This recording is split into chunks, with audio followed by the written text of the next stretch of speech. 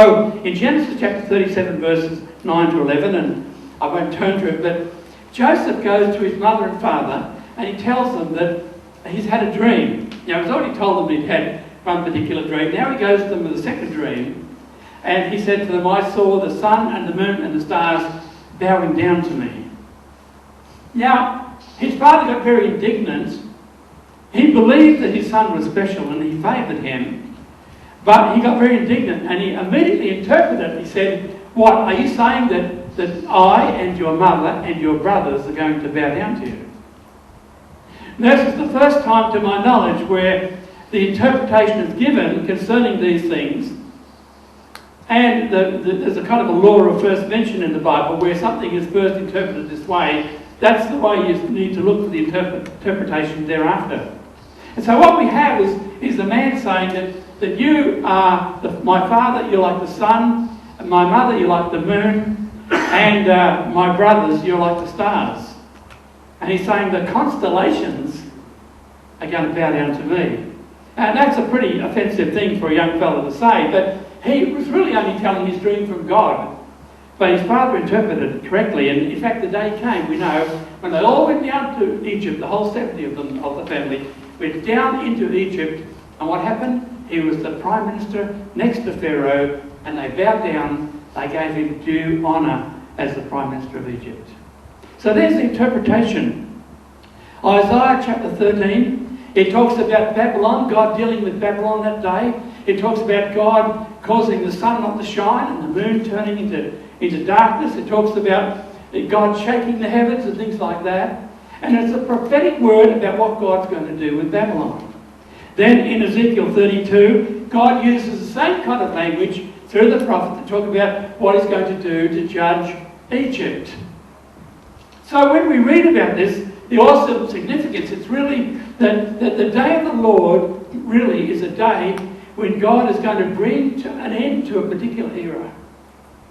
And in God's terminology, it means that he's going to shake the heavens and the earth. He's going to shake everything. And he's not going to, if in fact it's literal that the heavens were going to be rolled up like a scroll and depart, as it says in the book of Revelation, you tell me how we could stay on planet Earth, how anyone could live on planet Earth if the whole of the heavens are rolled up like a scroll and vanished.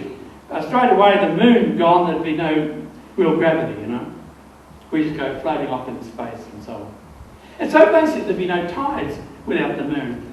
And so, God is talking here in language that's called hyperbole. It's really outlandish, poetic language. He's talking about the great changes he's going to bring about. And in particular, he's talking about the end of the Jewish era. He's talking about the time when the temple would be removed, it would be broken down, as it was by the Romans in 1870, after a 3.5-year siege. The temple was torn down, and as Jesus had prophesied, not one stone was to be left upon another. And that actually happened because they were saying, Lord, look at this marvellous temple. He said, look, that temple is going to be torn down to the ground. And so it was, because when the gold ran between the great stones, the Roman soldiers who'd been told not to tear the temple down, chased all the gold and pulled the whole thing down so they could get to the gold. Was that an end of an era? Certainly it was. Without the Jewish temple, there was no atonement. There was no sacrificial worship. The whole core of the Jewish religion was taken away in that day. And what the Jewish people do today there's no sacrifice, there's no temple. And the synagogues really are basically just what they were in the time of Jesus, which is that they were local little places where people could go and read the Word and talk about the Word on the Sabbath day.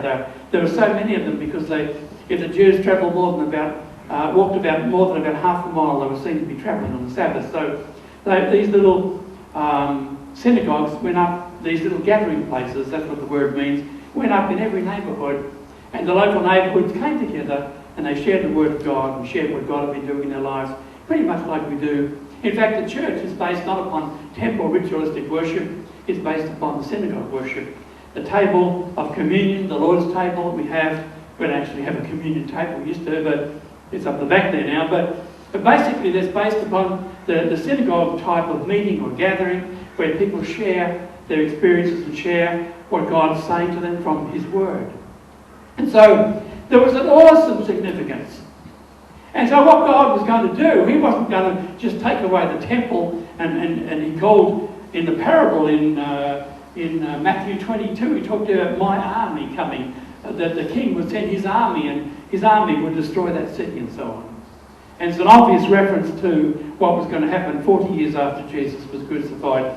That 40-year time period was an overlap period between religion and spirituality. And just like when you stop, if you're in a stream, if you're in a river and you stop swimming upstream, you drift downstream. If you stop growing in life, if you're in the motor industry, you read the latest motor industry magazines. I was in the furniture floor coverings industry. I managed my own, had 2 stores at one time. I managed, I kept up to date. Once a month I would go down to Myers and walk through and check their stock, and I would check through the window dressing and all that kind of thing and what they were doing. I'd go to the warehouses and see what was moving, because they were my greatest competitors, and I always delighted when I got a measure and quote for carpet, and I have been Myers and so on. There were ways that I went about that. But you know, but what you do is you keep up to date. If you don't keep up to date, then you drift back and you lose relevance. If you're a teacher and you want to keep on teaching, and you're out of teaching for a while, you've got to go back and do a refresher course. In fact, in many professions today, you have to do regular refresher courses just to keep up to the latest things, and quite rightly so. And so, well, what we've got to do as believers, we've got to make sure that we haven't drifted into some form of religion. Now, you might say, Peter, you're talking about, mainstream churches. No, I'm talking about them, yes, but I'm talking about Pentecostal religion. I'm talking about people raising their hands because they just do. I'm talking about people taking communion without even really thinking, because that's what we do on Sunday mornings. And we've got to stop the drift downstream into the things that become religious, and just start to deliberately set about to practice the things that are spiritual. And one way to do that is, if you have difficulty with putting up your hands to worship, lift up your hands in the holy temple, it says in the psalm, and offer God sacrifices of praise and so on. Read Psalm 150, I think it's the last psalm, 149. It's full of all of the things, praising God in the sanctuary and so on. But if everyone's closing their eyes, why don't you just kind of gingerly, try it out? Because really, if somebody came here with a gun and said, put your hands up, you'd put your hands up straight away. You wouldn't be inhibited, would you? And God's saying, look, lift up holy hands without wrath, without anger or doubt. Paul writes that, lifting up holy hands. It's really saying, Lord, I'm not just surrendering to you, I'm showing you my hands are holy. I'm showing you my life is clean.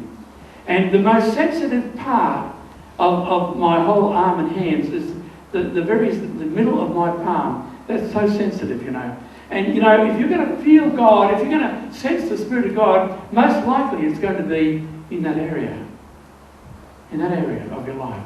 So great significance. All right, quickly.